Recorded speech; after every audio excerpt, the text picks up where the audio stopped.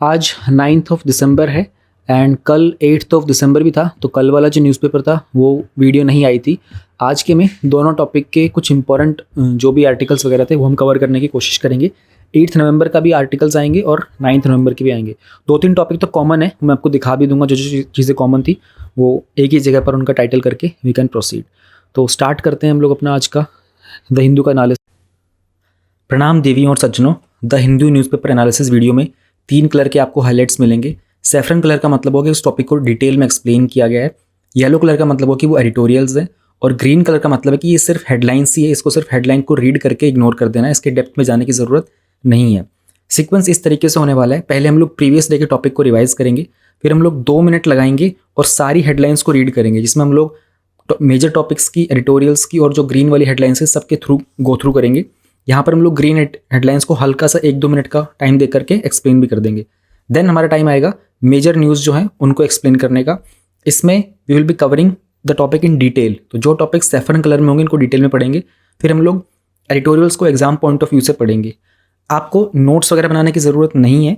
ऐसा कर सकते हो कि जैसे आज ही वीडियो देख रहे हो, आज से 2 दिन बाद का एक सीक्वेंस बना लो। 2 दिन बाद इसकी जो PDF टेलीग्राम चैनल पर अवेलेबल होगी उसको बस रीड करना, कुछ नोट डाउन मत करना। मैं तो कहूँगा न्यूज़पेपर से और इस PDF वगैरह से नोट डाउन मत करो, सिर्फ रीड करो, अवेयर रहो एंड एक पेन और पेपर साथ में ज़रूर रखो, क्योंकि नोट्स तो नहीं बट कुछ वीडियो में ऐसी इंपॉर्टेंट बातें कभी कभी आ जाती हैं जो शायद नोट डाउन करनी पड़े। तो ओवरऑल 3 या 4 लाइन का कुछ आपको नोट डाउन करना पड़े एक दिन में, तो वो काफ़ी है। नोट्स बनाने के लिए मैं कहूँगा कि मंथली मैगजीन को आप प्रेफर करो। PDF टेलीग्राम चैनल पर मिल जाएगी आपको इस वीडियो के अपलोड होने के कुछ देर बाद। टेलीग्राम चैनल का लिंक नीचे वीडियो के डिस्क्रिप्शन में गिवन है। Let's start. हम लोग अपने 7 दिसंबर वाले टॉपिक्स को एक बार ज़रा रिवाइज कर लेते हैं। हमारा पहला जो टॉपिक था वो था air quality turns severe and the ban on the construction and demolition kicks in. इसमें हम लोगों ने बात की थी कि एयर क्वालिटी एंड हेल्थ को लेकर सिटीज़ में एक स्टडी की गई थी, उसमें कुछ फाइंडिंग्स मिली थी PM 2.5 के लेवल्स। तो वर्ल्ड की जो टॉप 10 मोस्ट पॉल्यूटेड सिटीज़ हैं उसमें दिल्ली एंड कोलकाता जो थे उनकी रैंकिंग आई थी 1st and 2nd। And NO2 के जो लेवल्स थे वो इन कंपैरिजन टू PM 2.5 कम थे। अगर हम लोग डेथ बर्डन की बात करते हैं तो PM 2.5 के कारण होने वाली बीमारियां और जो डेथ थी वो ज़्यादा थी। कॉजेज़ बहुत सारे थे, ग्राउंड लेवल पर मॉनिटरिंग सिस्टम इतने स्ट्रॉन्ग नहीं थे। रिसेंटली WHO ने कुछ न्यू एयर क्वालिटी के गाइडलाइंस भी रिलीज़ किए थे और इसको लेकर के आपके मेंस 2021 में क्वेश्चन भी आया था। तो इन गाइडलाइंस में कुछ यही था कि किस तरीके से हम लोग एयर क्वालिटी की मॉनिटरिंग को एनहांस कर सकते हैं एंड हमारे जो हेल्थ रिकॉर्ड्स हम लोग उन्हें डिजिटाइज कैसे कर सकते हैं। इंडिया के द्वारा कुछ इनिशिएटिव्स लिए गए हैं एयर पोल्यूशन को कंट्रोल करने के लिए।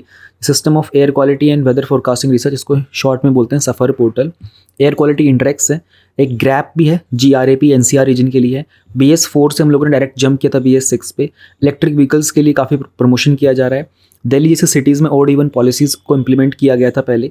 टर्बो हैप्पी सीटर जो कि जो खेतों में जो रेजिड्यू वगैरह रह जाता है, स्टबल बर्निंग, उसको हैंडल करने में काम आता है।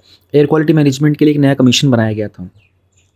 रिसेंटली कैग का एक डेटा था, उससे पता चला था कि सेंट्रल गवर्नमेंट जो पेंशन वगैरह देती है ना, उसका खर्चा सेंट्रल गवर्नमेंट का सैलरी और वेजेस से ज़्यादा आता है। तो कैग की रिपोर्ट के अकॉर्डिंगली अभी रिसेंटली पता चला था कि अराउंड 132% के आसपास जो गवर्नमेंट का एक्सपेंडिचर है वो इंक्रीज़ हुआ 2019-20 में। अब इसमें ओल्ड पेंशन स्कीम में क्या था कि सेंट्रल गवर्नमेंट को आपकी रिटायरमेंट के बाद आपकी जो लास्ट पे थी ना उसका 50% आपको पे करना पड़ेगा एंड उसमें काफ़ी प्रॉब्लम थी। और उसके बाद एक नई गवर्नमेंट नई स्कीम लेके आई थी ओल्ड पेंशन को रिप्लेस करके, new pension scheme. New pension scheme में क्या था कि आपकी एक मैंडेटरी कंट्रीब्यूशन रहेगा और आपको 10% अपनी बेसिक सैलरी का प्रमोट करना होगा। 2019 में गवर्नमेंट ने उसे चेंज करके 14% आपकी बेसिक सैलरी का आपको सबमिट करना होगा, इस पर काम किया था।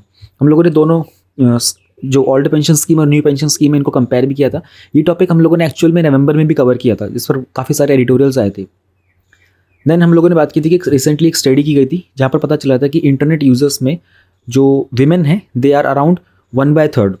और इसको लेकर के हम लोगों ने टॉपिक में बात की थी कॉमन जो विमेन के इश्यूज़ होते हैं एंड पेट्रियार्कल नॉर्म्स किस तरीके से हमारे लिए भारी मतलब काफ़ी सिचुएशन को बर्डनफुल कर देते हैं। ये वाला पार्ट मैंने आपको कहा था कि इसको आप याद रख लीजिएगा। हमारे कॉन्स्टिट्यूशन में विमेन एम्पावरमेंट को लेकर कहाँ पर क्या कुछ बताया गया है। तो हमारे कॉन्स्टिट्यूशन में principle of gender equality already mentioned है। इक्वालिटी टू विमेन की बात की गई आर्टिकल 14 एंड 15 में हम लोग बात करते हैं। एंड फंडामेंटल ड्यूटी में भी हम लोगों ने बात की थी कि कैसे कि विमेन की डिग्निटी के अगेंस्ट हमको कुछ भी डेरोगेटरी रिमार्क्स नहीं क्रिएट करने हैं। देन कुछ एग्जाम्पल हम लोगों ने देखे थे, सिंधुताई साकपाल का, तुलसी गौडवा, अवनी चतुर्वेदी, मैरी कॉम, पीवी संधू, इंडिया की जो विमेन क्रिकेट टीम है, गीता गोपीनाथ, टेसी थॉमस, शकुंतला देवी, शनन धाका, और जो यूपीएससी के सिविल सर्विसेज में 2021 में जो टॉप 3 रैंक्स थी, they were taken by the women only. तो क्या कुछ करंट एरियाज ऑफ कंसर्न है with respect to women in India? एक तो मेल और फीमेल का जो लिटरेसी रेट का इशू है वो काफ़ी प्रॉब्लम वाला है। स्टीरियोटाइपिंग कर देना एक तरीके से, एक मतलब एक नज़रिया ऐसा बना देना कि हाँ विमेन इसी रोल के लिए बनी हुई है, उसको बोलते हैं स्टीरियोटाइप कर देना। विमेन का सोशलाइजेशन का जो प्रोसेस होता है उसमें और मेन का जो सोशलाइजेशन का प्रोसेस होता है उसमें काफ़ी चीज़ें डिफरेंशिएट की जाती हैं। विमेन को बताया जाता है कि आप ऐसे ही पेश कीजिए, आपका बिहेवियर, आपका कंडक्ट ऐसा ही होना चाहिए। लेजिस्लेचर में हमारी एक इंटर पार्लियामेंट्री यूनियन और यूएन वुमेन की रिपोर्ट के अकॉर्डिंगली जो 193 कंट्रीज़ हैं जहाँ पर पार्लियामेंट्री रिप्रेजेंटेशन है, उसमें से इंडिया की रैंकिंग 148 पर आती है, यानी कि हमारा विमेन का जो रिप्रेजेंटेशन है वो बहुत ही कम है। सेफ्टी कंसर्न के मामले में honour killing, sexual harassment at work place, ये सब होता रहता है। यूनिसेफ की स्टडी की गई थी 2011 में, उन्होंने कहा था कि at the time of 2011 only menstruation के बारे में सिर्फ 13% गर्ल्स को ही पता था। और गवर्नमेंट के द्वारा बहुत सारी स्कीम रन की गई है, बेटी बचाओ बेटी पढ़ाओ, उज्ज्वला योजना, सुधार गृह, प्रधानमंत्री मातृ वंदना योजना, प्रधानमंत्री महिला शक्ति केंद्र, वन स्टॉप सेंटर। इसके अलावा क्या कर सकते हैं, education is one root solution, और skilling and micro financing, women की सेफ्टी को लेकर के जैसे पैनिक बटन हो गया, निर्भया पुलिस स्क्वाड बनाया गया था, और विशाखा गाइडलाइंस वगैरह बनाए गए थे।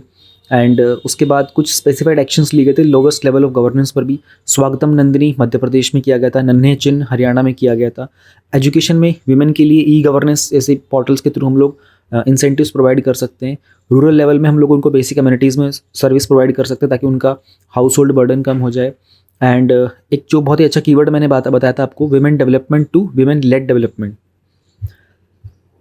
एक और हमारे पास टॉपिक था, वो था काजीरंगा में इंडो फ्रेंच पार्टनरशिप के काफ़ी अच्छे रिजल्ट्स आए हैं। तो इंडो फ्रेंच पार्टनरशिप में काजीरंगा जो प्रोजेक्ट है, इसमें बेसिकली जो पूरा काजीरंगा का रीजन है ना, यहाँ पर बायोडाइवर्सिटी और इकोसिस्टम को प्रिजर्व करने के लिए, तो काजीरंगा नेशनल पार्क जो है ये सिंगल लार्जेस्ट अनडिस्ट्रीब्यूटेड और एक रिप्रेजेंटेटिव एरिया है ब्रह्मपुत्र वैली का। 1974 में इसे नेशनल पार्क बनाया गया था, 1985 में इसको यूनेस्को वर्ल्ड हेरिटेज साइट भी बनाया गया था, और 2024 तक इंडियन गवर्नमेंट का और फ्रेंच गवर्नमेंट का प्लान था कि मिलकर के इसकी बायोडाइवर्सिटी को रिजर्व किया जाएगा। यहाँ पर वर्ल्ड के हाईएस्ट नंबर के 1 हॉर्न राइनोस मिलते हैं हमको, और पवित्रा वाइल्ड लाइफ सेंचुरी में हाईएस्ट डेंसिटी है। उसके अलावा फिर हमारा जो बिग 4 स्पीशीज़ है यहाँ पर, वह rhino, elephant, royal Bengal tiger और Asiatic water buffalo. Rivers and अगर हाईवेज की बात करते हैं तो यहाँ पर दिप्लू रिवर होती है जो कि थ्रू गुजरती है। 7 नेशनल पार्क्स जो कि असम में है, उनकी अगर बात करें तो रायमोना है, मानस, ओरांग, नामेरी, काजीरंगा, दिहिंग पटकई और Dibru psycho. So these were the topics जिनके बारे में हम लोगों ने बात की थी ऑन 7 दिसंबर। अब हम आज के आगे के टॉपिक्स पे डिस्कशन करते हैं। हमारा पहला टॉपिक है FPIs इन्वेस्ट ₹7,437 करोड़ इन 2 days। इस टॉपिक में हमारे पास 2 PYQs हैं, लेकिन PYQ हम लोग पूरा टॉपिक को समझने के बाद करेंगे सॉल्व, और आंसर भी आज देखता हूँ साथ साथ ही सॉल्व करा दूंगा। तो FPI क्या होता है, एक छोटा सा पहले आप लोगों को एग्जांपल समझना पड़ेगा। फॉर एग्जांपल जैसे इंडिया के अंदर रिलायंस है और एक दूसरी कंट्री को देखने की कोशिश करते हैं, क्योंकि यहाँ पे फॉरेन वर्ड आ रहा है ना। फॉर एग्जांपल जैसे मेटा ही है, अब मेटा तो आपको पता होगा जिसमें फेसबुक और इंस्टाग्राम आता है। अब मेटा चाहता है, अब देखो रिलायंस को ना कोई फैक्ट्री सेटअप करनी, जिसको लिए रिलायंस को कुछ मान लो 300 करोड़ के आसपास की रिक्वायरमेंट है, और रिलायंस एक्सपेक्ट कर रहा है कि अगर हम 300 करोड़ इन्वेस्ट करेंगे नई फैक्ट्री सेटअप करके तो हमारे पास तकरीबन 20% का प्रॉफिट होगा। मेटा क्या बोलता है, मेटा बोलता है रिलायंस को एक काम करते हैं, हम आपकी कंपनी के अंदर 100 करोड़ रुपए लगा देते हैं, आपको जितना भी प्रॉफिट हो रहा हो ना आप उसका 3% हमको दे देना, ऑलराइट। और ये 100 करोड़ मतलब हम लोग FPI से लगाएंगे, फॉरेन पोर्टफोलियो के थ्रू। तो रिलायंस बोलता है ठीक है भाई, मेरे को 300 करोड़ चाहिए, 100 करोड़ तुमसे आगे, 200 करोड़ मैं कहीं और से भी अरेंज कर लूँगा, या तो मैं लोन ले लूँगा या फिर मैं अपने खुद के फंड से निकाल लूँगा। तो इस तरीके से ये होता है इन्वेस्टमेंट, कि मेटा बोलेगा हम तुमको 100 करोड़ दे देते हैं और उसके हिसाब से तुम लोग 3 करोड़ के हिसाब के जो प्रॉफिट के ऊपर आ रहा होगा वो हमको देते रहना। अब आगे समझने की कोशिश करते हैं कि FPI और FDI क्या होता है। तो एक और होता है FDI, उसको बोलते हैं फॉरेन डायरेक्ट इन्वेस्टमेंट, और एक होता है फॉरेन पोर्टफोलियो इन्वेस्टमेंट। अब डिफरेंस को समझने की कोशिश कीजिएगा। FDI का मतलब होता है वो इन्वेस्टमेंट जो किसी फॉरेन इन्वेस्टर्स के द्वारा की गई थी to obtain a substantial interest in the enterprise located in a different country.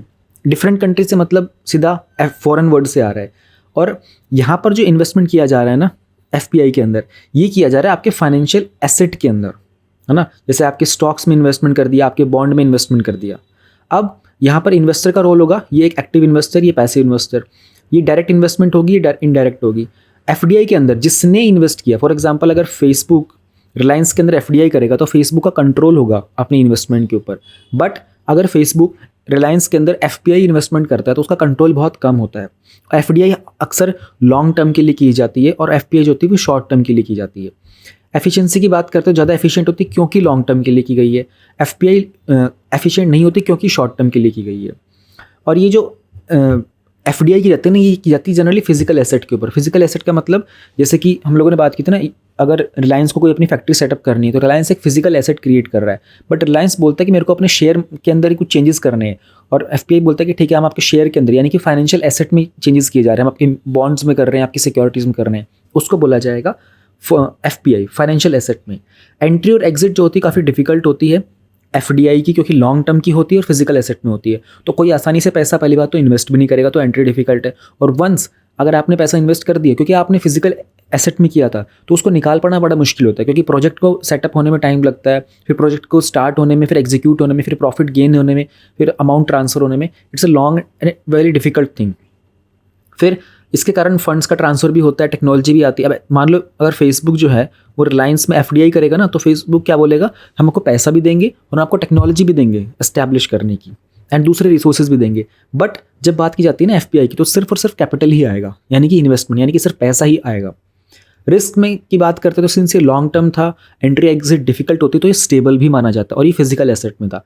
But ये जो हमारा एफपीआई था, ये पहली बात तो लॉन्ग टर्म नहीं है, इसका एंट्री एग्जिट बहुत ईजिली होता है, तो ये वॉलेटाइल होता है, यानी कि इसमें रिस्क ज़्यादा होता है। रिस्क क्यों होता है, क्योंकि अगर आपकी इकोनॉमी के अंदर ट्रबल होगी ना, तो ये एफपीआई वाले ना जब बहुत जल्दी अपने पैसे को विड्रॉ कर लेंगे, इसलिए इसको बोला जाता है हॉट मनी।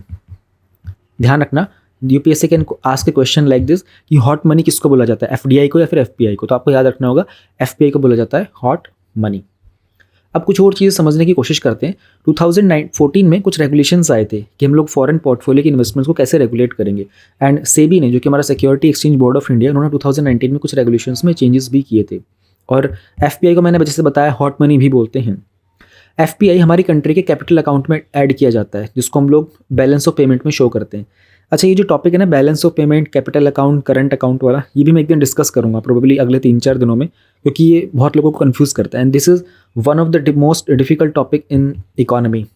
जो स्टैटिक पार्ट है ना आपका, उसमें बीओपी के बारे में जानना, एंड बीओपी के ऊपर क्वेश्चंस आए हैं। शॉर्ट में याद रख लेना, बीओपी का इशू के कारण ही हम लोग 1991 के अंदर अपनी एलपीजी के रिफॉर्म्स लेके आए थे। अब एफपीआई हम लोगों ने थोड़ा समझ लिया एफडीआई के साथ कंपैरिजन में, और कभी आपको पर्सनली भी याद करना होगा ना अपने सब्जेक्ट से, जो आप खुद भी याद कर रहे हो, हमेशा ध्यान रखना एफडीआई के साथ कंपैरिजन में ही एफपीआई को समझने की कोशिश करना। इंडिविजुअली समझोगे ना तो थोड़ी परेशानी होगी आपको।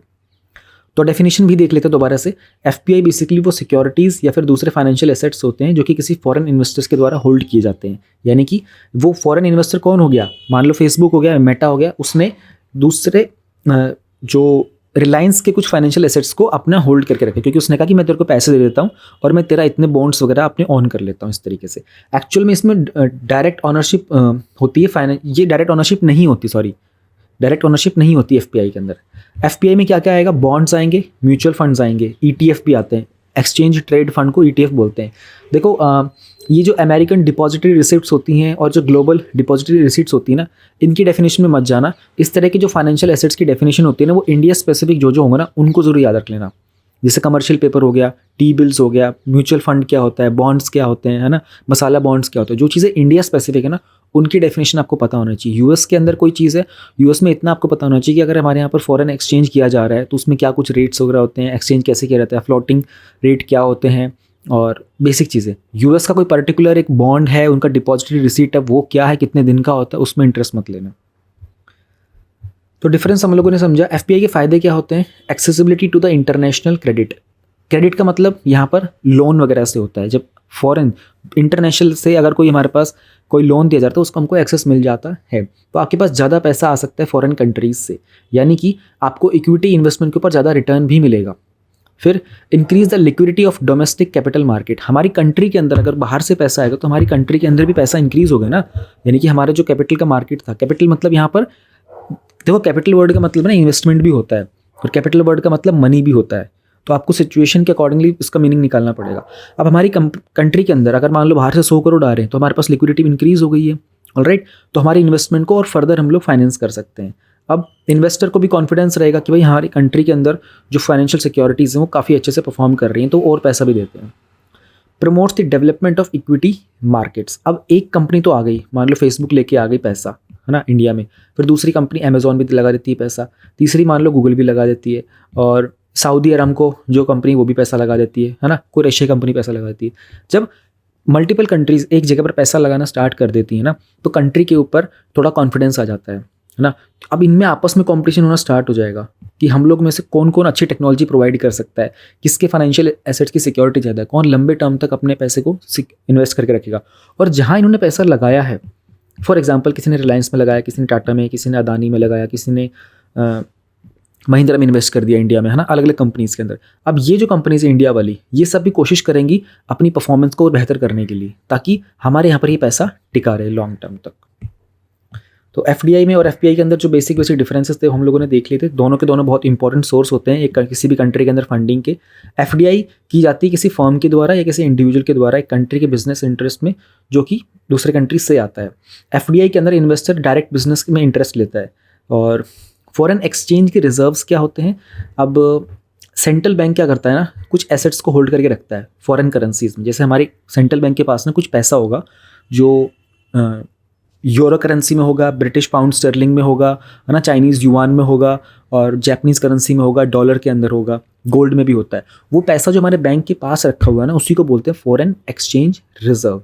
एंड मोस्टली जो पैसा होता है ना, वो यूएस डॉलर में होल्ड किया जाता है। इसलिए बोलते हैं ना कि यूएस का जो डॉलर है वो जो वाइडली एक्सेप्टेबल है। फॉरेन करेंसी के एसेट्स भी होते हैं, गोल्ड भी होते हैं, और एसडीआर भी होते हैं। एसडीआर का टॉपिक फ्यूचर में कभी आएगा तो डिटेल में पढ़ेंगे। इसके ऊपर 2 बार प्रीलिम्स में क्वेश्चन पूछा गया है। स्पेशल ड्राइंग राइट्स ये आईएमएफ के द्वारा किया जाता है, और ये आई थिंक 2020 के प्रीलिम्स में भी आया था एक। फिर आरटीपी भी होता है आईएमएफ के साथ। तो ये तो जब हमारा ये पूरा टॉपिक आएगा ना फॉरेन एक्सचेंज रिजर्व का, तब इसको डिटेल में करेंगे। अभी तो हम लोग राइट नाउ जो अपना एफपीआई के बारे में समझने की कोशिश कर रहे थे। अब हमारी कंट्री के अंदर रिसेंटली फॉरेन रिजर्व जो है थोड़े से इंक्रीज़ हुए हैं, उनको जानने की कोशिश करते हैं कि क्या इसकी इंपॉर्टेंस हो सकती है। अब ये तो आप समझ गए फॉरेन रिजर्व क्या होते हैं। भाई हमारी कंट्री के अंदर मान लो $500 बिलियन के आसपास का फॉरेन रिजर्व है। एक एग्जांपल दे रहा हूँ। अब $500 बिलियन के अंदर ना मोस्टली तो यूएस डॉलर की करेंसी होगी।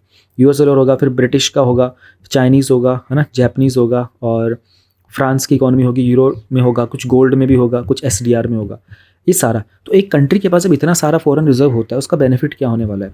गवर्नमेंट बहुत ही कंफर्टेबल पोजीशन में आ जाती है, क्योंकि इंडिया के इंटरनल और एक्सटर्नल जो फाइनेंशियल इश्यूज होते हैं उनको हैंडल करना। देखो जब इंडिया दूसरी कंट्री से कुछ परचेज करती है ना, मान लो हमको अमेरिका से वो लेके आनी, कुछ कार्स मंगानी है अमेरिका से, तो हम उनको किस चीज़ में पे करेंगे।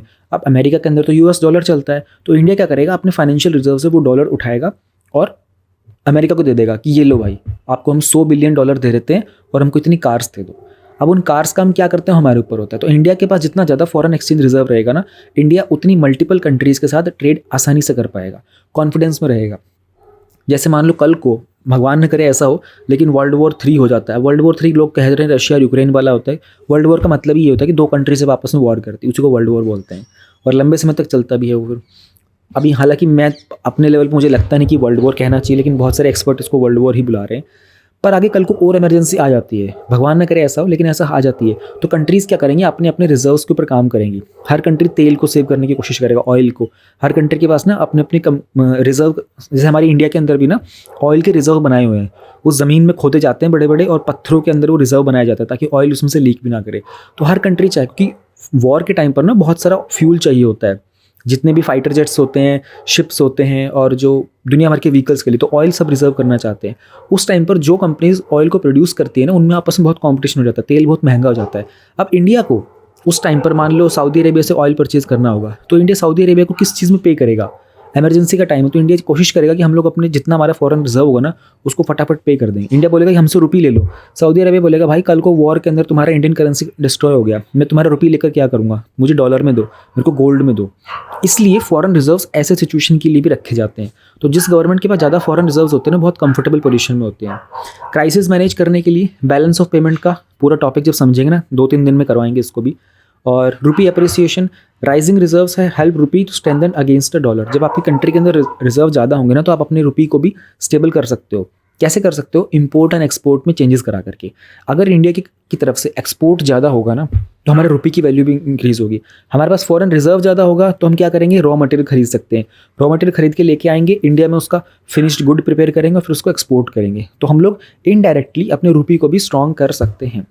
मार्केट में भी कॉन्फिडेंस रहेगा, एक कंट्री दूसरे कंट्री के ऊपर जो डिपेंडेंसी होती है उससे थोड़ा सा फ्री हो सकती है।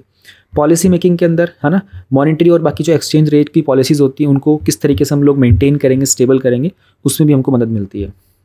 तो this was a little about FPIs and FDI and foreign exchange reserve. तो मैंने आपको 2 चीज़ें बता दी जो हम लोग 2-3 दिन में करने वाले हैं। ये क्वेश्चन देख लेते हैं, हालांकि इसका आंसर गिवन है सामने ही, बट प्लीज़ आप लोग भी कोशिश करें समझने की। 2013 में एक सवाल पूछा गया था, which one of the following groups of items are included in the Indian foreign exchange reserves? Foreign currency asset, SDR, loan from the foreign countries, foreign currency assets, gold holding of the RBI and SDR। अच्छा, ये B point था, sorry, ये next sentence में आएगा। C था statement, foreign currency asset, loans from the world bank and SDR। 4 था foreign currency asset, gold holdings of RBI and loan from the world bank. अब ये तो आप लोगों ने देख लिया, गोल्ड होल्डिंग्स RBI की होती है, SDR और फॉरेन करेंसी एसेट ये होता है हमारे फॉरेन एक्सचेंज रिजर्व में। 2020 में क्वेश्चन आया था, देखो इसका आंसर मैंने छुपा लिया है, कोशिश करना आप लोग मनी मन इसको आंसर करने की। With reference to the FDI of in India, which one of the following is considered its major characteristic? अब देखो FDI हम लोगों ने कवर किया, अब स्टेटमेंट पढ़ते हैं। It is the investment through capital instruments essentially in a listed company. Okay, next point, it is largely non debt creating. Non debt, अब इन्वेस्टमेंट का मतलब डेट नहीं होता है हर बार। जैसे फेसबुक और रिलायंस के अंदर इन्वेस्ट करेगी तो रिलायंस के ऊपर कोई कर्जा नहीं हो गया है वो, alright. It is largely non debt creating capital flow. ठीक है जी, ओके, नेक्स्ट पॉइंट देखते हैं। It is the investment which involves debt servicing. Debt servicing मतलब आपने जो कर्जा लिया हुआ है उसको रीपे करना। D, it is the investment made by foreign institutional investors FIIs in the government securities. अब 4 स्टेटमेंट्स हैं। FDI हम लोगों ने देखने की कोशिश की थी। अब देखो हम लोगों ने अभी तक जो FDI में पढ़ा था ना सारा स्टेटमेंट्स में, उसमें से आप हार्डली इन 2 पॉइंट के ऊपर कुछ बता सकते हो। ये जो 2 पॉइंट थे ना, इनसे आप कुछ बता सकते हो। एक्चुअली एग्जाम में यही होगा, जितना हम लोगों ने नीचे कंटेंट पढ़ा था ना, यही आपकी बुक में गिवन है और उसके बेसिस के ऊपर ही आपको ये चारों स्टेटमेंट में से करेक्ट आंसर करना पड़ेगा। इसका आंसर है यहाँ पर B। कैसे है? FDI जो होता है ना, वो इन्वेस्टमेंट किया जाता है through capital instruments by a person residing outside India, या तो किसी अनलिस्टेड इंडियन कंपनी में, और 10% से ज़्यादा का इन्वेस्टमेंट होगा वो FDI में होगा। FDI लिस्टेड में और अनलिस्टेड दोनों कंपनीज में किया जा सकता है। जो कैपिटल इन्वेस्ट किया जाता है FDI के द्वारा वो नॉन डेट क्रिएटिंग होता है और उससे आपको डेट को सर्व नहीं, यानी कि आपने जो कर्जा लिया है उसमें आप उस पैसे का इस्तेमाल नहीं करोगे। एक इन्वेस्टमेंट जिसको बोलते हैं FPI, वो इन्वेस्टमेंट होती है किसी पर्सन के द्वारा की जाती है जो इंडिया के बाहर रहता है, लेकिन कैपिटल इंस्ट्रूमेंट में की जाएगी। FPI हमेशा 10% से कम होती है। तो ऑप्शन बी हमारा करेक्ट आंसर है। थोड़ा सा ट्रिकी था, लेकिन जिस पर्सन ने अपना FDI और FPI रिवाइज किया होगा ना मल्टीपल टाइम्स, और 1-2 बार उसने फॉरेन एक्सचेंज रिजर्व के करंट अफेयर पढ़ेंगे, वो बहुत आसानी से इसका आंसर कर सकता है। तो ये था हमारा FDI एंड FPI वाला टॉपिक। थोड़ा लेंदी था but very interesting and very important. देखो 2 बार पूछा गया है, 2013 में भी पूछा गया था फॉरेन एक्सचेंज रिजर्व से, 2020 में पूछा गया FDI से। एक्चुअली FPI से भी क्वेश्चन आ चुका है, यहाँ पर मेंशन नहीं है वो। अब एक टॉपिक है हमारे पास, RBI may moderate the interest rate hikes in MPC से दी एक्सपर्ट्स। अब हम लोगों ने तकरीबन 3 से 4 दिन पहले MPC मॉनेटरी पॉलिसी कमेटी के बारे में पूरा डिटेल्ड स्टडी किया था, बट ये टॉपिक दोबारा से न्यूज़ में आया था, तो बहुत छोटा सा एक बार रिवीजन कर लेते हैं MPC का भी। मॉनेटरी पॉलिसी कमेटी, इसको बेसिकली बनाया तो गया था हमारे as per the RBI act 1934। इनका काम होता है हमारी मॉनेटरी पॉलिसी, एक कमेटी जो है ना मॉनेटरी पॉलिसी को बनाती है, उसमें कुछ टूल्स का इस्तेमाल करती है, repo rate, reverse repo rate, bank rate, CRR। अब जिन लोगों ने 2-3 दिन पहले वो वीडियो देखी थी उनको पता होगा, हम लोगों ने सारे डिटेल में पढ़े थे। बैंक रेट क्या होता है, CRR, SLR, repo rate, corridor, reverse repo rate, सब कुछ पढ़ा था। एंड RBI का जो हमारा एक्ट है ना 1934 का, उसके द्वारा सेंट्रल गवर्नमेंट MPC बनाती है। MPC का काम क्या होता है, कंट्री की डिफरेंट पॉलिसी के रेट्स को डिसाइड करना, राइट। जैसे कि मार्जिनल स्टैंडिंग फैसिलिटी MSF हो गया, रेपो रेट क्या रहेगा हमारा, रिवर्स रेपो रेट क्या रहेगा, और लिक्विडिटी एडजस्टमेंट फैसिलिटी, ये सब हम लोगों ने पढ़ा हुआ है, या just revising it from the top surface. Important है MPC का कॉम्पोजिशन, इस पर पहले क्वेश्चन आ चुका है। कमेटी में 6 मेंबर होते हैं। जब क्वेश्चन आया था ना आपके एग्जाम में, उन्होंने रिप्लेस करके इसको 12 मेंबर लिख दिया था। अब इन 6 मेंबर्स में से गवर्नमेंट 3 को नॉमिनेट करती है, ध्यान रहे the word nominate is there, है ना। No government official will be nominated to the MPC। अब गवर्नमेंट नॉमिनेट करेगी लेकिन वो गवर्नमेंट ऑफिशियल नहीं होगा। बाकी जो 3 मेंबर्स होते हैं वो RBI की तरफ से होते हैं, जो कि उसमें गवर्नर जो होते हैं आरबीआई के वो उसके एक्स ऑफिशियो चेयरमैन होते हैं। एग्जाम में जो स्टेटमेंट आया था ना उसमें उन्होंने रिप्लेस करके क्या बोला था कि जो एक्स ऑफिशियो चेयरमैन होते हैं वो हमारे फाइनेंस मिनिस्टर होते हैं। ऑलराइट, डिप्टी गवर्नर जो होते हैं वो मॉनेटरी पॉलिसी के इंचार्ज होते हैं, वो भी मेंबर होते हैं, और जो एक executive director of the central bank. Selection कैसे होता है? गवर्नमेंट के जो नॉमिनीज होते हैं ना उनको एक सिलेक्शन कमेटी होती है जो कि हमारे कैबिनेट सेक्रेटरी के अंडर होती है, वो उनको चूज़ करती है एंड इनको 4 साल के लिए अपॉइंट किया जाता है, इनका रीअपॉइंटमेंट नहीं होता। तो 6 मेंबर की कमेटी है, अब कोई डिसीजन ले लिया गया तो कैसे मान्य होगा? डिसीजंस लिए जाते हैं मेजॉरिटी वोट के साथ, हर एक मेंबर के पास एक सिंगल वोट होता है। आरबीआई के गवर्नर का क्या रोल होता है? ये कमेटी को चेयर करते हैं यानी कि हेड करते हैं, हालांकि इनके पास कोई वीटो पावर नहीं होती to overrule the other panel members. अब वीटो पावर किस किस के पास होती है? एक तो अपने परमानेंट 5 जो है, यूएन का जो सिक्योरिटी काउंसिल है उसमें 5 के पास वीटो पावर होती है, हमारे प्रेसिडेंट के पास कुछ वीटो पावर्स होती हैं, है ना। और लेकिन एक कास्टिंग वोट होता है, जस्ट इन केस टाई हो जाता है, मान लो 6 लोगों की टीम है और किसी चीज़ पर वोटिंग की जा रही है तो 3 वोट यहाँ चले गए, 3 वोट यहाँ चले गए, अब तीनों तो बराबर हो गए तो डिसीजन किसका माना जाएगा? तो यहाँ पर जो कास्टिंग वोट होगी ना वो हमारे गवर्नर के पास होती है। अब हमारे जो गवर्नर, ऑब्वियस सी बात है 6 लोगों में से गवर्नर ने कहीं ना कहीं तो वोट किया होगा। अब गवर्नर ने मान लो इसमें ए साइड ये हो गया बी साइड, गवर्नर ने अगर ए साइड में वोट किया तो गवर्नर बोलेगा मेरा कास्टिंग वोट जो है वो सेम रहेगा, तो यानी कि अब मैं 3 को 4 में कन्वर्ट कर देता हूँ, तो ये वाली साइड का जो डिसीजन होगा ये मान लिया जाएगा। मॉनिटरी पॉलिसी, मॉनिटरी का जो मतलब होता है वो पैसे से होता है, लेन देन से, और पॉलिसी मतलब नीतियाँ लेकर के, है ना।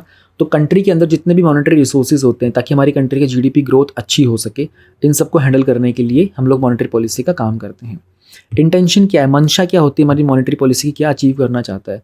चक्रवर्ती कमेटी के द्वारा कुछ चीज़ें सजेस्ट की गई थी, जैसे कि प्राइस की स्टेबिलिटी, है ना, देश के अंदर जो कीमत होती है ना चीज़ों की, वस्तुओं की, उनकी स्थिरता बनाए रखना, इकोनॉमिक ग्रोथ पे काम करना, इक्विटी, सोशल जस्टिस, है ना, नए फाइनेंशियल एंटरप्राइजेस की और एनकरेज करना, उनकी ग्रोथ अच्छी हो कंट्री के अंदर, और जो भी क्रूशियल रोल्स होते हैं मॉनिटरी पॉलिसी के उन पे काम करना।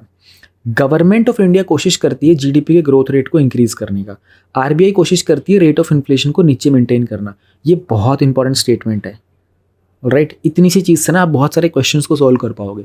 ये उनको बोलते हैं ना अंडरलाइनिंग स्टेटमेंट होती हैं, ये वो है। गवर्नमेंट ऑफ इंडिया किस पे काम करती है? जीडीपी ग्रोथ रेट पे। आरबीआई किस पे काम करती है? रेट ऑफ इन्फ्लेशन, यानी कि महंगाई की जो दर होते हैं ना उनको कंट्रोल करने का। इसको बहुत अच्छे से याद रखना, कहीं लिख लो इस चीज़ को। और हमारे कुछ मेन ऑब्जेक्टिव्स को अचीव करने के लिए हमारी जो गवर्नमेंट जो एमपीसी होती है ना वो कोशिश करती है इन्फ्लेशन के टारगेट कंट्रीज़ के सामने मेंटेन करना। अब इसमें आपको एक चीज़ हमेशा याद रखनी होगी, हमारी कंट्री के अंदर ना अगर मान लो किसी चीज़ की कीमत आज, फॉर एग्जांपल की एक क्रिकेट बैट है, ठीक है। अब क्रिकेट बैट छोटे छोटे बच्चे भी इस्तेमाल करते हैं यार, क्रिकेट बैट अच्छा एग्जाम्पल नहीं होगा। आटा, ठीक है, फ्लावर जो होता है आटा, अब आटा तो सब लोग कंज्यूम करते होंगे, या फिर आटा राइस हो गया, मान लो इसकी कीमत ना आज की डेट में 100 रुपये किलो है। इन्फ्लेशन का मतलब क्या होता है कि इसकी कीमत आने वाले कुछ समय में कितनी इंक्रीज़ हो जाएगी। तो इंडिया क्या कहता है? इंडिया कहता है हमारी कंट्री में अगर किसी चीज़ की कीमत आज 100 रुपये है, आने वाले समय में अगर ये चीज़ 102 रुपये से लेकर के और 106 रुपये तक अगर इंक्रीज़ हो जाती है ना तो हमारी कंट्री के लिए अच्छा है। तो this is the range that is given to India, यानी कि 4% में ±2% का इन्फ्लेशन रेट इंडिया के लिए ठीक रहेगा। हाउ कैसे ठीक रहेगा? अगर ये 102 की जगह 101 हो जाता है ना तो क्या होता है कि सिर्फ 1 रुपये की ग्रोथ हुई है। अब जो कंपनीज आटा को प्रोड्यूस कर रही हैं उनको 1 रुपये के आसपास का बेनिफिट मिलेगा, तो जो व्यक्ति इनको खरीद रहा होता है ना वो बहुत ज़्यादा एफर्ट नहीं करेगा 1 रुपये कमाने के लिए। उससे लेकर ठीक है 1 रुपये तो महंगा हुआ आटा, ठीक है मेरी जो सैलरी है मैं उससे काम कर लूँगा। बट जब उसको दिखाई देगा ना यार ये तो 104 रुपये हो गया है, अब जो कंपनी ने ये आटा प्रोड्यूस किया था उसको 4 रुपये का बेनिफिट ज़्यादा मिलने लग गया है, क्योंकि उसके पास रॉ मटेरियल भी तो महंगा हो गया होगा ना, और जो व्यक्ति खरीदेगा उसको 4 रुपये एक्स्ट्रा अर्न करने पड़ेंगे अपनी सैलरी में। तो ये व्यक्ति जो सैलरी अर्न कर रहा था ना उसको और मेहनत करनी पड़ेगी अपने काम में। तो इसलिए इन्फ्लेशन जो होता है ना एक रेंज तक ठीक होता है, बट अगर ये 106 से ऊपर चला गया, मान लो आटा 107 रुपये का हो गया, अब इस कंपनी को तो पैसा मिल जाएगा जिसने प्रोड्यूस किया, लेकिन जिस व्यक्ति को खरीदना होगा ना ये आटा, उस व्यक्ति के लिए बड़ी प्रॉब्लम हो जाएगी। वो बोलेगा यार मैं तो इतना पैसा कमा ही नहीं पाऊंगा ना इतने कम समय के अंदर, मेरी फैमिली भी है, मुझे अपना भी खर्चा देखना है, मेरे को सैलरी भी अर्न करनी है। तो ये इसलिए गवर्नमेंट बोलती है कि 102 रुपये से लेकर के 106 रुपये तक की जो ग्रोथ होती है ना ये कंट्री के लिए इकोनॉमिकली ठीक है। एक व्यक्ति 106 रुपये तक कोशिश करेगा बट 107 तक उसको बहुत महंगा पड़ जाएगा, तो महंगाई बहुत ज़्यादा हो जाएगी। बट क्या 106 से ऊपर जाता है इसकी कीमत? हाँ बिल्कुल चली जाती है, कभी कभी 9, 110, 115 भी चली जाती है। उसको बोलते हैं ना हाई इन्फ्लेशन रेट, बहुत ज़्यादा हो जाता है। इसलिए गवर्नमेंट का एम क्या है? मॉनेटरी पॉलिसी का एम ही यही है कि इसको 102 से 104 के बीच में रखना, ठीक है। मैंने बहुत ही अच्छा एग्जाम्पल दिया, इतना अच्छे से शायद मैंने कहीं देखा भी नहीं होगा समझाते हुए। तो इन्फ्लेशन को ऐसे समझने की कोशिश करो, ये 4% और उसमें रेंज क्या है हमारी ±2%, 2% की। ये हमारी कंट्री के लिए अच्छा है। तो ये आज की डेट में अच्छा है, ये फ्यूचर में चेंज भी हो सकता है। मान लो कल को इंडिया की इकोनॉमी बहुत अच्छे से डेवलप हो जाए तो इंडिया इसको चेंज करके मान लो 10% कर दे, 10 प्लस में +-5% कर दे कि भाई जो चीज़ आज 100 रुपये की बिक रही है वो 105 से और 115 के बीच तक अगर बिकती है तो इंडिया उसको अफोर्ड कर सकता है, एक आम नागरिक, है ना। और वो हमारी कंपनीज जो प्रोड्यूस करती हैं, फैक्ट्रीज, उनके भी बेनिफिट में रहेगा। तो ये अच्छा है। तो ये टाइम टू टाइम गवर्नमेंट को चेंज करते रहना पड़ता है इन्फ्लेशन का अपना टारगेट। इन्हीं सब के ऊपर काम करती है हमारी मॉनेटरी पॉलिसी, हमारा RBI, हमारी गवर्नमेंट। तो ये छोटा सा टॉपिक था, रिवीजन हो गई हमारी इसमें। एंड क्योंकि यहाँ से क्वेश्चन आए MPC से 2-3 बार, और ये जो हमारे MPC के टूल्स होते हैं ना, ये क्या जो हमारा SLR था, है ना, CRR, SLR, LAF हो गया, MSF हो गया, bank rate, open market operation किया, ये सब हम लोगों ने उस दिन कवर किए थे। आई थिंक हम लोगों ने शायद ये 4 या 3 दिसंबर को कवर किए थे। तो आप लोग देख लीजिएगा किसी को अगर पढ़ना हो तो पीछे से। That's it in this topic. अब नेक्स्ट पे चलते हैं। हमारा जो नेक्स्ट टॉपिक है उसमें बात की जा रही है Supreme Court offers to find solution to deceitful conversions. Supreme Court के बेंच ने बोला था कि कुछ रिलीजियस कन्वर्जन जो किए जा रहे थे ना, खास करके जो धोखेधड़ी से किए जाते हैं, है ना, उसको हैंडल करने के लिए हम लोग को सपोर्ट प्रोवाइड कर सकते हैं। ये टॉपिक पहले भी न्यूज़ में आ चुका है, हालांकि हम लोगों ने उस टाइम पर कवर नहीं किया था। हम लोग उस टॉपिक को पहली बार कवर कर रहे हैं इस चैनल पर। रिसेंटली सुप्रीम कोर्ट ने सेंट्रल गवर्नमेंट को बोला था कि to step in and make very serious and sincere efforts to tackle the issue of forced religious conversion. ये जो धार्मिक परिवर्तन किया जाता है, खासकर इसमें जोर ज़बरदस्ती किया जाता है ना, उसको हैंडल करने की कोशिश की जाए। इस टॉपिक को थोड़ा आसानी से समझने की कोशिश करेंगे। पेटिशन क्या थी और कोर्ट ने क्या रूलिंग दी गई थी ना। पेटिशन में बात की गई थी कि कुछ लोगों को ना धोखाधड़ी से, फ्रॉड तरीके से रिलीजियस कन्वर्जन किए जा रहे हैं, है ना। उनको धमकाया जाता है और उनको गिफ्ट एंड मॉनेटरी बेनिफिट के तहत बहलाया फुसलाया जाता है। और ये हमारे संविधान के आर्टिकल 14, 21, 25 जो है कॉन्स्टिट्यूशन के, उनको उल्लंघन करता है, उनका वॉयलेशन करता है।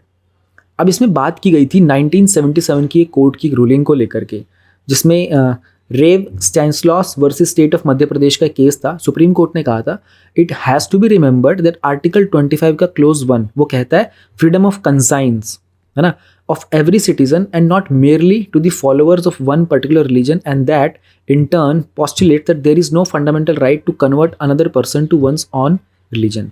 बेसिकली उन्होंने ये कहने की, अब आप लोगों ने आर्टिकल 25 तो पढ़ा होगा, I am expecting this much from you guys, और नहीं पढ़ा होगा तो पढ़ लोगे, इतना टफ नहीं समझना।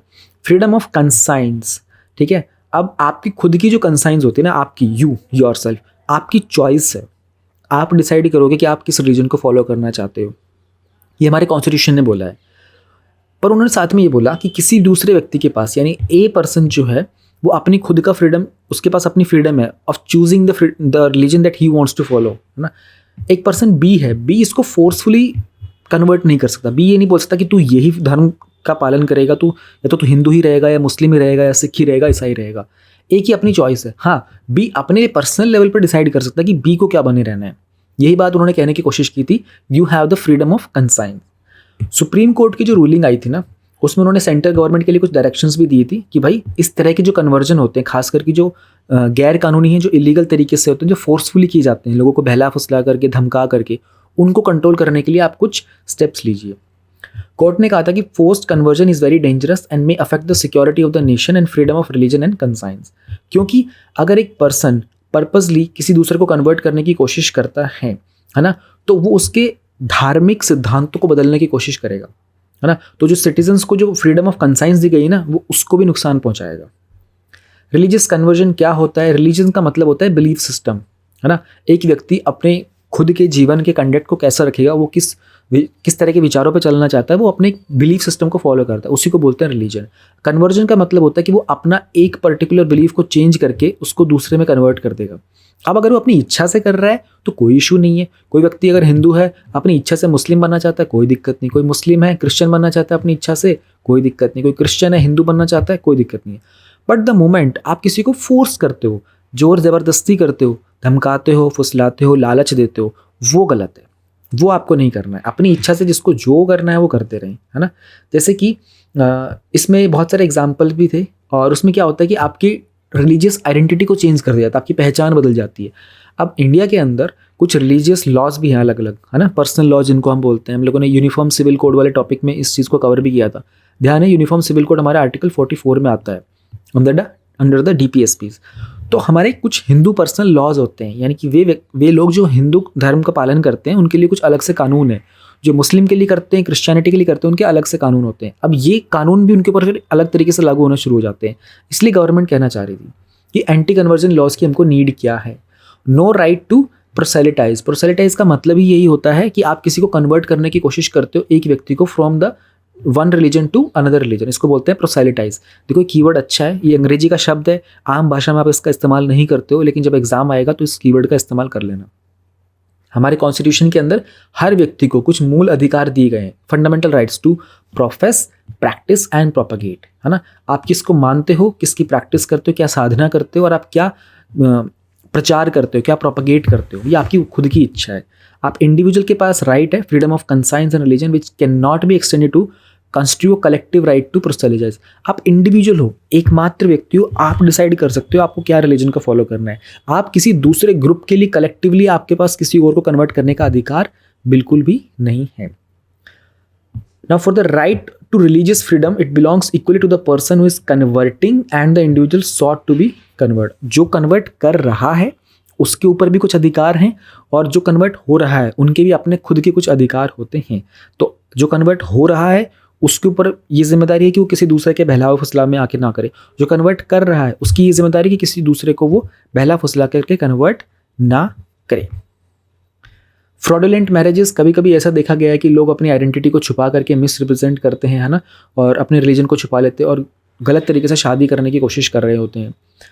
रिसेंटली सुप्रीम कोर्ट ने एक जुडिशियल नोटिस के थ्रू ये बताया गया था कि लोग जो अपनी रिलीजन को मिस रिप्रेजेंट करते हैं ये हमारे कॉन्स्टिट्यूशन के भी कहीं ना कहीं खिलाफ होता है। एज पर द कोर्ट इस तरह के जो इंसिडेंट्स होते हैं, ना ही ऐसा नहीं कि एक व्यक्ति की सिर्फ फ्रीडम ऑफ रिलीजन को इन्फ्रिंज करने की कोशिश करते हैं, लेकिन कंट्री का जो सेक्युलर फैब्रिक होता है ना उसके भी अगेंस्ट जाते हैं ये। तो इंडिया के अंदर एंटी कन्वर्जन लॉज का क्या स्टेटस है उसको भी जान लेते हैं, ये आपको याद रखना होगा। हमारे कॉन्स्टिट्यूशन में आर्टिकल 25 कहता है कि आपके पास फ्रीडम है, आप प्रोफेस करो, आप प्रोपगेट करो और प्रैक्टिस करो कोई भी रिलीजन जो आपकी मर्जी है ना। एंड कुछ रिलीजियस सेक्शंस जो होते हैं वो अपने खुद के रिलीजियस अफेयर्स को मेंटेन भी कर सकते हैं, प्रोवाइडेड आपने पब्लिक ऑर्डर को मेंटेन किया हुआ है, पब्लिक की मॉरलिटी, नैतिकता को भी आप हार्म नहीं कर रहे हो और पब्लिक हेल्थ को आप नुकसान नहीं कर रहे हो।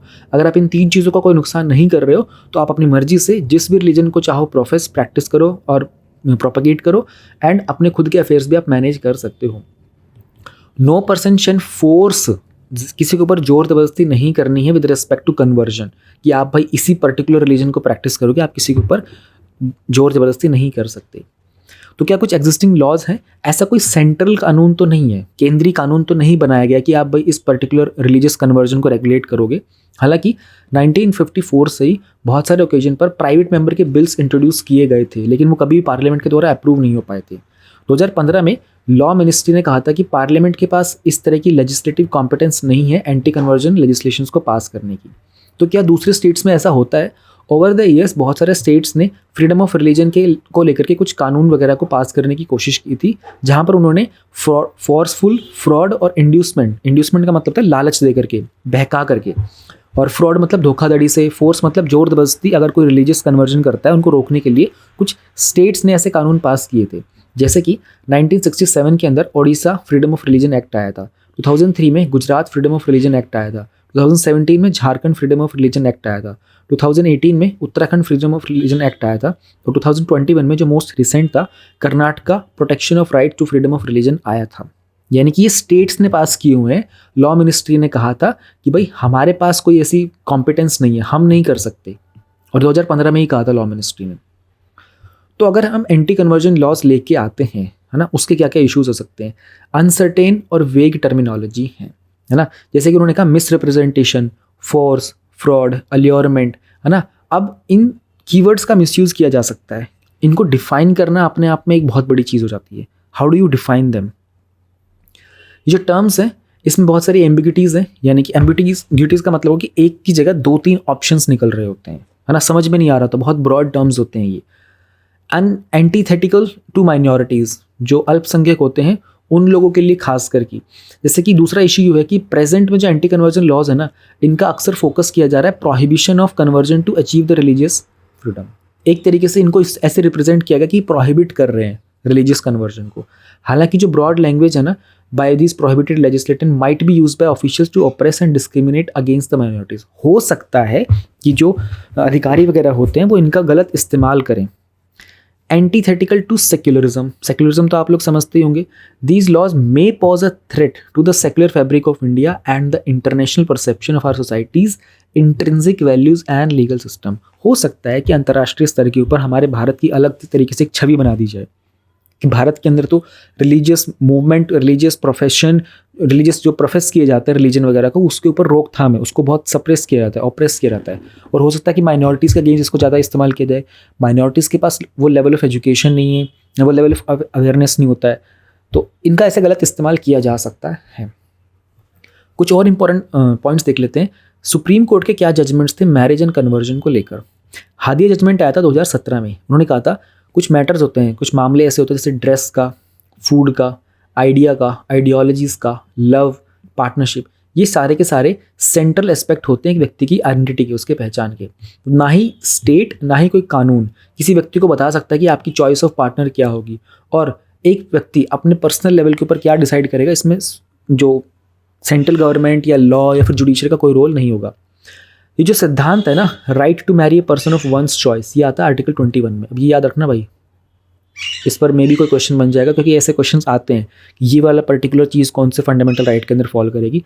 आर्टिकल 21 को लेकर के तो सबसे ज़्यादा क्वेश्चंस आए हैं। सबसे बड़ी जो एम्बिट है, जो सबसे बड़ी बाउंड्री है ना, सबसे बड़ा जो वाइडेस्ट एक्सप्रेशन है, वो आर्टिकल 21 का ही है। KS पुट्टास्वामी में 2017 के अंदर जजमेंट दिया गया था। वहाँ पर प्रिवेसी को, राइट टू प्रिवेसी जो था, वो आर्टिकल 21 के अंदर बताया गया था कि राइट टू प्रिवेसी एक फंडामेंटल राइट है। आपका अपना निजी जीवन क्या है, आप उसमें कैसे अपना जीवन का व्यापन करते हो, ये आपका अपना मूल अधिकार है ना। एक autonomy of an individual was the ability to make decisions. आपके पास अधिकार है कि आप अपने जीवन के निर्णय ले सको। आपको कोई भी कुछ चीज़ फोर्सफुली नहीं करवा सकता, आपके रिलीजन में, आपकी आइडेंटिटी में, आपके लव मैटर्स में, आपके मैरिज के मैटर्स में। कोई कैसा कर रहा है, you can approach the supreme court, क्योंकि वो आपका फंडामेंटल राइट है and it is being violated. दूसरे भी कुछ जजमेंट्स आए थे। सुप्रीम कोर्ट ने बहुत सारे जजमेंट्स में कहा था, faith, the state and the courts have no jurisdiction over an adult's absolute right to choose a partner.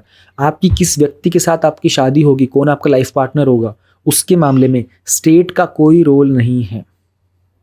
Alright, ये आपको याद रखना पड़ेगा, समझना पड़ेगा। तो तुम्हारे को किसी को कभी शादी करनी हो, कोई प्रॉब्लम आ रही हो, तो तुम्हारा फंडामेंटल राइट है अपने पार्टनर को चूज करने का, you are free to do so. क्योंकि इंडिया एक फ्री और डेमोक्रेटिक कंट्री है ना, and any interference by the state in an adult's right to love and marry has a chilling effect on the freedoms. Chilling effect का मतलब होता है negative impact. उसकी आज़ादी के ऊपर आप एक तरीके का नेगेटिव इम्पैक्ट डालना स्टार्ट कर दोगे ना। प्रिवेसी, जब निजता की बात की जाती है तो उसका एक कोर जोन में आता है इंटीमेसी ऑफ मैरिज, है ना। और आप अपनी पर्सनहुड को लेकर, आपकी इंडिविजुअल की आइडेंटिटी को लेकर के, nobody can force you. Absolute right of an individual to choose a life partner is not at least affected by the matters of faith. Way forward ये है कि गवर्नमेंट इस तरह के लॉज लेके आए जहाँ पर वो एक व्यक्ति के फंडामेंटल राइट को कर्ब ना करे, रोकने की कोशिश ना करे, एंड नेशनल इंटीग्रेशन के ऊपर भी कोई इम्पैक्ट नहीं जाना चाहिए। फ्रीडम में भी और कोई भी मैलिफाइड कन्वर्जन, दोनों में आपका बैलेंस होना चाहिए। यानी कि आपके पास आज़ादी भी होनी चाहिए, आप अपनी चॉइस से अपनी लाइफ पार्टनर को चूज़ भी कर सकते हो, और आपके ऊपर गवर्नमेंट का कोई सप्रेशन या रेस्ट्रिक्शन भी नहीं होना चाहिए। तो दोनों चीज़ों में बैलेंस लाने की कोशिश करनी है, यही एम है इस तरह के लॉज का। It's a very interesting topic, और ये अक्सर होता रहता है, आजकल आप लोग देखते रहते होंगे न्यूज़ में। तो गवर्नमेंट ये नहीं कहना चाह रही कि आप कन्वर्ट मत हो। अगर ये जो स्टेट वाइज जो लॉज आए थे ना, इन सब लॉज में ये लिखा हुआ है कि कन्वर्जन इज़ ओके, है ना। फॉर एग्जाम्पल, पर्सन ए है, पर्सन ए की शादी होने वाली पर्सन बी से, दोनों के रिलीजन अलग हैं। अब मान लो कुछ और अच्छे से समझाता हूँ थोड़ा सा। जनरली जो क्या होता है ना कि जैसे हमारे जो समाज है उसमें क्या होता है कि आफ्टर मैरिज ना, the girl she has to follow most of the rituals and the conduct of boy's family. तो उन्होंने कहा था कि जनरली क्या होता है, कन्वर्जन गर्ल्स की साइड के, बॉयज़ की साइड, जो लड़का होता है ना उसके रिलीजन के फॉलो की जाते हैं, बट एक्चुअली दूसरे साइड भी होता है। कभी कभी जो लड़का होता है ना, वो लड़की के अकॉर्डिंगली अपना रिलीजन को भी चेंज कर लेता है। तो उन्होंने कहा था कि चेंज आप कर लो, but it has to be from your conscience. आपको कोई फोर्स करेगा तो आप गवर्नमेंट के पास आ सकते हो ना। जो भी स्टेट के एक्ट्स है ना, इन सब में यही लिखा हुआ है, अगर आपको कोई फोर्स करता है तो you can definitely approach the government अपने पुलिस स्टेशन वगैरह में जा करके, और आप बता सकते हो कि मुझे फोर्सफुली कन्वर्ट किया जा रहा है। तब वो आपके अगेंस्ट एक्शन, आपके सपोर्ट में एक्शन लेंगे। बट अगर आप अपनी इच्छा से कन्वर्ट हो रहे हो ना, तो कोई प्रॉब्लम नहीं है। There can be a girl जो अपनी चॉइस से बी के रिलीजन में कन्वर्ट होना चाहती है, बॉय के में, या फिर कोई लड़का भी हो सकता है जो लड़की के रिलीजन में कन्वर्ट होना चाहता है। इट्स बाय देयर चॉइस, कि बिना किसी प्रेशर के, फोर्स के, फ्रॉड के। It's very okay, they can do it. और ऐसा होता भी रहता है, ऐसी प्रॉब्लम नहीं है, बहुत लोग कन्वर्ट हुए भी हैं और उसमें कोई प्रॉब्लम भी नहीं आती है। बट कुछ जगह फोर्सफुली किया जाता है, धोखाधड़ी से, उसमें गवर्नमेंट ने कहा ये गलत है, ज़बरदस्ती नहीं करनी है, प्यार से करो, कोई दिक्कत नहीं है। Now we have the topic flow of spurious liquor, drugs in Punjab will finish off the youth. Supreme Court wants the state government. And हमारे फाइनेंस मिनिस्टर का भी एक स्टेटमेंट था, catching the small fry is not enough, nap the masterminds of drug smuggling. दोनों topic काफ़ी मिलते जुलते थे, इसलिए मैंने दोनों के टाइटल को यहाँ पर मेंशन कर दिया है।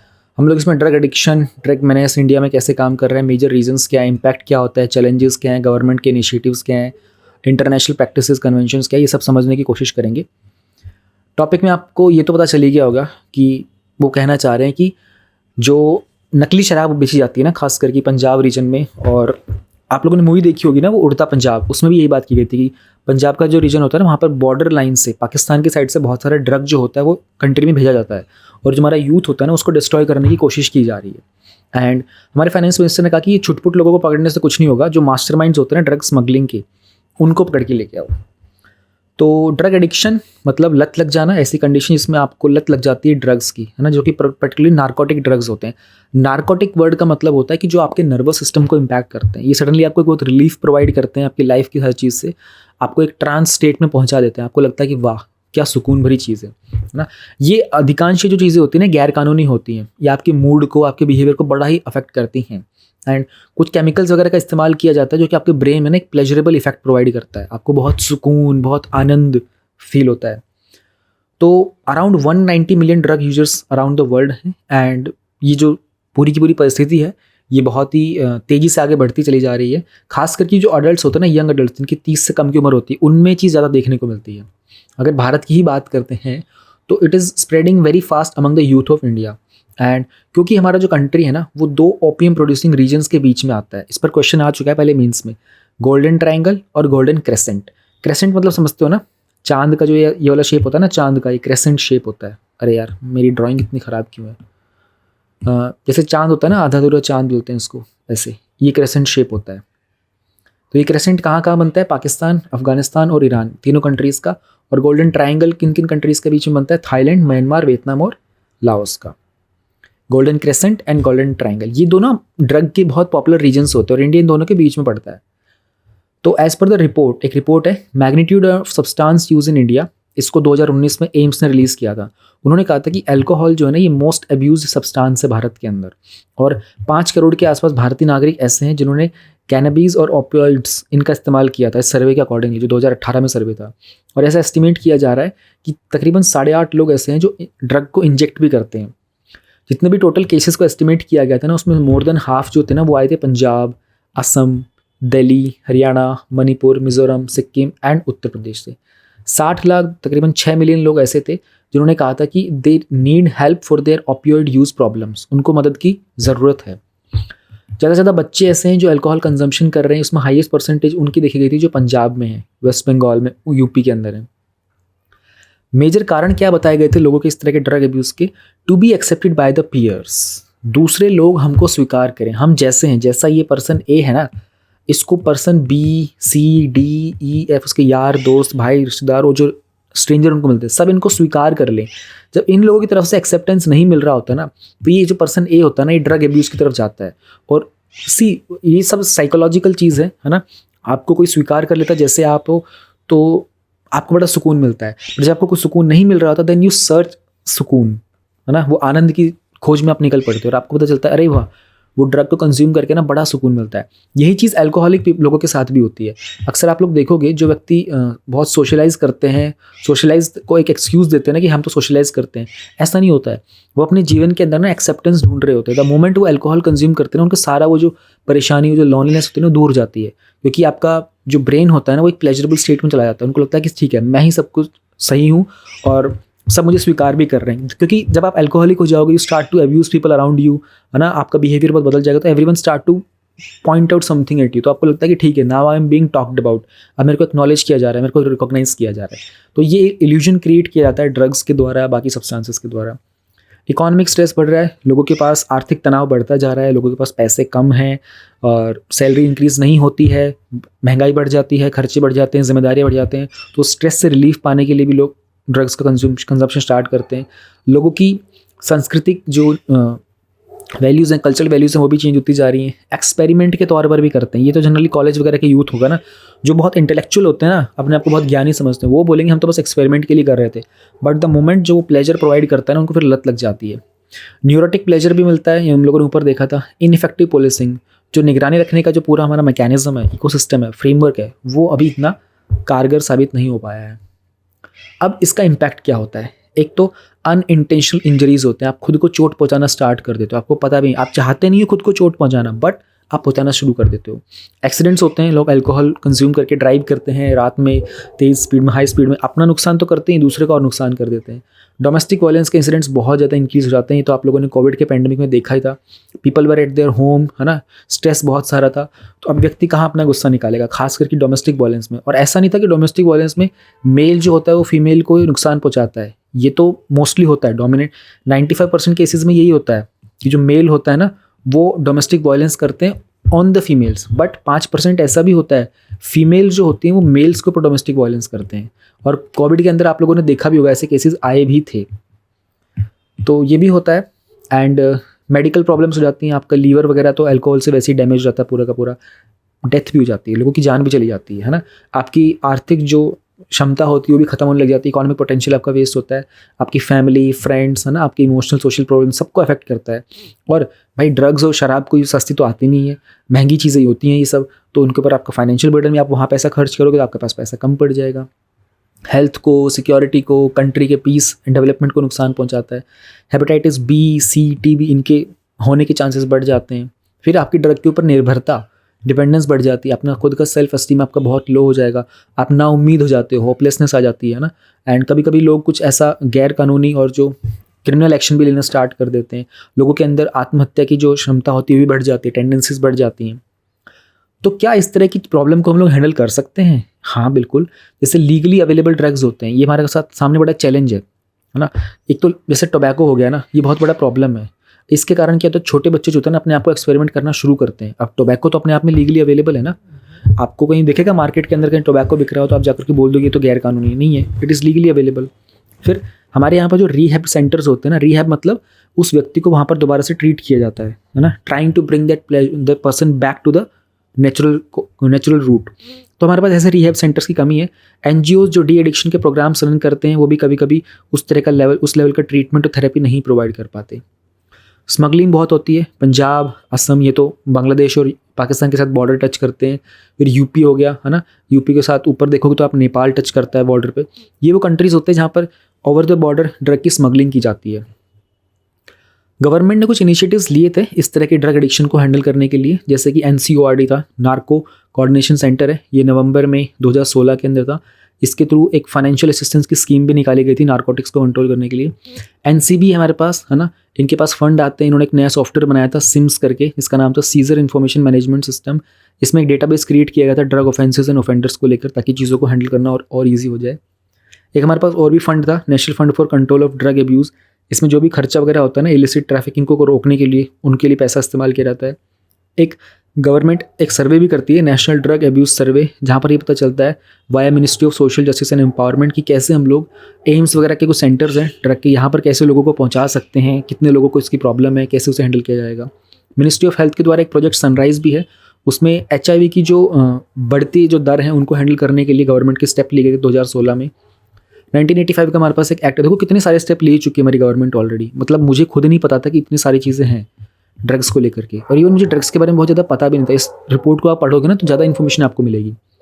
1985 का हमारे पास national drugs and psychotropic substance act भी है। इसमें जो व्यक्ति प्रोड्यूस करेगा, उसके पास पाई जाएगी, पोजेस करेगा, बेचेगा, खरीदेगा, ट्रांसपोर्ट करेगा, सब के सब इस एक्ट के थ्रू उनको गिरफ्तार किया जा सकता है, उनको क्योंकि प्रोहिबिटेड है ना। 3 बार इसको अमेंड भी किया था, 1988, 2001, 2014 में। यानी पूरे इंडिया पर अप्लाई होता है, इन सभी इंडियन सिटीजन्स पर भी, और इंडिया का सिटीजन अगर देश के बाहर भी ये करेगा उसके ऊपर भी ये अप्लाई होता है। गवर्नमेंट ने नशा मुक्त भारत करके और एक कैंपेन चलाया था जिसको हम लोगों ने ड्रग फ्री इंडिया कैंपेन भी बोलते हैं, जो कि आउटरीच प्रोग्राम्स पे काम करता है। इसके अलावा इंटरनेशनल ट्रीटीज़ भी हैं जहाँ पर इंडिया ने साइन भी किया हुआ है, इंडिया सिग्नेटरी है। 1961 की एक यूएन कन्वेंशन है ऑन नार्कोटिक ड्रग्स, 71 में यूएन कन्वेंशन आया था ऑन साइकोट्रॉपिक सब्सटेंसेज, 1988 में यूएन का कन्वेंशन आया था on illicit traffic in narcotic drugs and psychotropic substance, 2000 में आया था यूएन का convention against transnational organised crime. तो इंडिया ने इस तरह के 4 कन्वेंशन को साइन किया हुआ है। तो उस कन्वेंशन में क्या होता है ना कि ये लोग कुछ रूल्स बनाते हैं, कुछ गाइडलाइंस बनाते हैं, कुछ इंस्ट्रक्शंस फॉर्म करते हैं कि ऐसे ऐसे हम लोग रूल्स फॉलो करेंगे। तो इनमें जो बातें बताई जाती है इंडिया अपने कंट्री में इंप्लीमेंट करने की कोशिश करेगा once India becomes the signatory, and countries अपने आपस की बेस्ट प्रैक्टिसेस को शेयर करेंगे। एक कंट्री बोलेगी देखो हमारे यहाँ पर हमने ये इंप्लीमेंट किया, हमारे यहाँ काम कर गया, आप भी इंप्लीमेंट करने की कोशिश करो, क्योंकि यहाँ पर ना ग्लोबल वेलफेयर की बात की जाती है। जब आप कोई इंटरनेशनल कन्वेंशन को साइन करते हो तो वैश्विक स्तर के ऊपर समृद्धि है ना, सफलता, स्वीकार्यता, इन सब के ऊपर काम करने की कोशिश की जाती है। वे फॉरवर्ड क्या हो सकता है, आगे हम कैसे काम कर सकते हैं? Addiction should not be seen as a character flaw. किसी व्यक्ति के चरित्र में कोई कमी है इस तरह से नहीं देखना है हमें एडिक्शन को, बल्कि ये एक प्रॉब्लम है, एक एलिमेंट है जिसको जो व्यक्ति स्ट्रगल कर रहा है ना उसके नज़रिए से देखना स्टार्ट करना पड़ेगा। एक्चुअली कहते हैं ना कि हर एक जो क्रिमिनल होता है ना उसके अंदर भी कोई ना कोई एक विक्टिम छुपा होता है ना। जो बहुत महान लोगों उनका कहना यही होता है कि हर व्यक्ति जो दोषी है ना उसके भीतर भी ना कोई एक ऐसा मतलब एक व्यक्ति छुपा हुआ है, एक विक्टिम है जो बहुत तकलीफ़ में है और उस तकलीफ़ के कारण ही वो ऐसा गलत काम उठा रहा होता है, ऐसा कहा जाता है।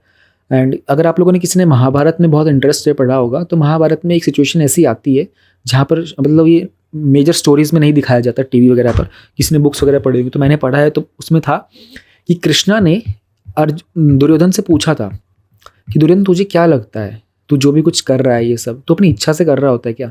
तू गलत कर रहा है, तू एक स्त्री का अपमान कर रहा है, तू लोगों की जान लेने की कोशिश करता है, अपने भाई परिवार के साथ ऐसे कर रहा है।